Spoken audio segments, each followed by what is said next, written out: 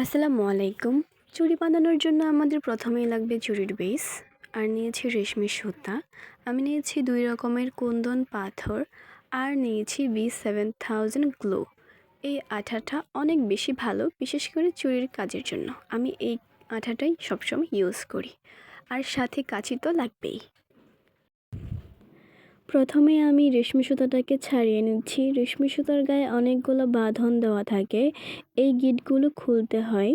এই গিঁটগুলো আমি খুলে নিচ্ছি, লাস্টে একটা গিঁট রেখে দিচ্ছি যাতে সুতাগুলো এলোমেলো না হয়ে যায়। যেহেতু এটা 2 কালারের সুতা, তাই আমি অ্যাশ কালার সুতা বরাবর কেটে নেব, কারণ আমি অফ হোয়াইট কালার সুতাটাকে বেশি রাখতে চাচ্ছি চুড়ির মধ্যে, তাই আমি অ্যাশ কালার সুতার মাঝখানে কেটে নেব। এই জিনিসগুলো আপনারা পেয়ে যাবেন আপনাদের নিকটবর্তী দোকানে, যেসব দোকানে বিভিন্ন রকমের পুঁতি পাথর অথবা জামা লেস সেল করে ওইসব দোকানে। দেখেন আমি কিভাবে কেটে নিচ্ছি। সবগুলো সুতা একসাথে পাকে থাকার কারণে সবগুলো সুতা একটার গায়ে একটা লেগে গেছে। এবার আমরা সম্পূর্ণ চুড়ির সেটটা বানাতে যতটুকু সুতা প্রয়োজন ততটুকু সুতা আলাদা করে নিয়েছি। এবার মোটা বালাটার জন্য আমি নিয়েছি 35টার মতো সুতা। 30 থেকে 35টা সুতা হলেই একটা মোটা বালা কমপ্লিট হয়ে যায় 26 সাইজের। এবার আমি দেখেন সুতাটা একটু ঝেড়ে নিচ্ছি, কারণ সুতাগুলো একটার গায়ে একটা পেকে থাকে, তো তাই আলাদা করার সময় অনেক ঝামেলা হয়। আমি 35টার মতো সুতা নিয়েছি মোটা বালাটা করার জন্য, এবং সুতাগুলোর মাথা সবগুলো সমান করে নিচ্ছি। লাস্টে একটু কাঁচি দিয়ে সমান করে নিলাম। এবার সুতার মাথার উপর আমি আঠা দিয়ে আটকে রেখেছি সবগুলো একসাথে। এবার আমি বালাগুলো একটু আঁচড়ে নিয়েছি পুরান একটা কাঁচি দিয়ে। তারপর আমি একটু গ্লো ইউজ করেছি, একদম অল্প পরিমাণ, যাতে ফিনিশিংটা সুন্দর আসে। এইবার আমি সম্পূর্ণ চুড়িটার মধ্যে সুতা পেঁচাচ্ছি। দেখেন আমি সুতা পেঁচানোর সময় অনেক বেশি জোরে জোরে টান দিচ্ছি, যার ফলে অনেক বেশি টাইট হওয়ার ফলে ফিনিশিং অনেক সুন্দর হচ্ছে, কোথাও সুতা উঠে যাচ্ছে না। লাস্টে আবার গ্লো দিয়ে আমি অ্যাডজাস্ট করে দিচ্ছি। এবার দেখেন আমার চুড়িতে কোথাও ফিনিশিং লাইন চোখে পড়ছে না, সব দিক দিয়ে সমান দেখা যাচ্ছে। এবার মোটা চুড়ির ক্ষেত্রেও ঠিক একইভাবে করতে হবে।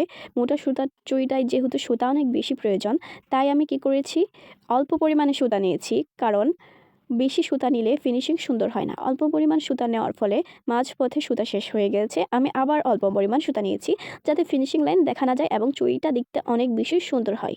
এবার দেখেন ফিনিশিং কত সুন্দর এসেছে। চুড়ির বেস রেডি করা শেষ। এবার এটার উপর কাজ করব কুন্দন পাথর দিয়ে। আমি 2 রকমের 2 ডিজাইনের কুন্দন পাথর নিয়েছি। এবার আমি পাথরগুলো চুড়ির উপরে দেখে ডিজাইনগুলো করে নিতেছি, ভাবতেছি কোনটা কিভাবে রাখলে বেশি সুন্দর হবে। আসলে আমি কখনোই অন্যের ডিজাইন কপি করি না, আমি নিজের মতো করে পাথর দিয়ে বসিয়ে বসিয়ে প্রথমে দেখে নেই কোনভাবে দিলে কীভাবে দিলে ডিজাইনটা সুন্দর হবে। তারপরে দেখেন আমি অনেকক্ষণ মাপঝোপ করা শেষ হলে তারপরে নিজের মতো করে ডিজাইনটা করে নিচ্ছি। কুন্দন পাথরে আমি মোটা চুড়িটার মধ্যে বেশি পাথর ইউজ করেছি, ফুল করেছি, এবং চিকন চুড়ির মধ্যে করেছি হালকা, একদম হালকা ডিজাইন। যেহেতু এটা 2 কালারের সুতা, তাই আমি কি করেছি, 2 কালারের সুতার মধ্যে যদি বেশি গর্জিয়াস কাজ করি তাহলে 2 কালারের সুতাটা ভাসবে না। তাই আমি সিম্পলের মধ্যে করেছি চুড়িটা, যাতে 2 কালারের সুতাটা ভাসে এবং চুড়িটার ইউনিকনেস ফুটে ওঠে। আপনারাও এভাবেই করবেন এবং চাইবেন সময় নিয়ে করার জন্য।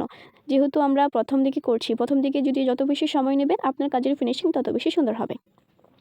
দেখেন আমি আরও কয়েক রকমের কুন্দন পাথর এনেছি, এনে দেখতেছি কোনটা রাখলে ভালো হয়, কিন্তু একটাও আমার মনের মতো হচ্ছে না, পছন্দ হচ্ছে না। সবগুলো ট্রাই করতেছি, অনেক ডিজাইন ট্রাই করে দেখলাম, কোনোটাই ভালো লাগছে না। তারপরে লাস্টে যেটা পছন্দ হয়েছে আমি ওইটাই করেছি। আপনারা ওইভাবেই নতুন নতুন ডিজাইন করবেন, কারোর ডিজাইন কপি করার কোনো প্রয়োজন নেই। তারপরে আপনারা যদি এরকম চুড়ি আর ভিডিও আরও দেখতে চান তাহলে আমাকে একটা টুস করে কমেন্ট করে দেবেন। দেখেন আমার চুড়ির কোনো ফিনিশিং লাইন দেখা যায় না, কারণ আমি একটা সুতার উপর আরেকটা সুতা কখনোই রাখি না।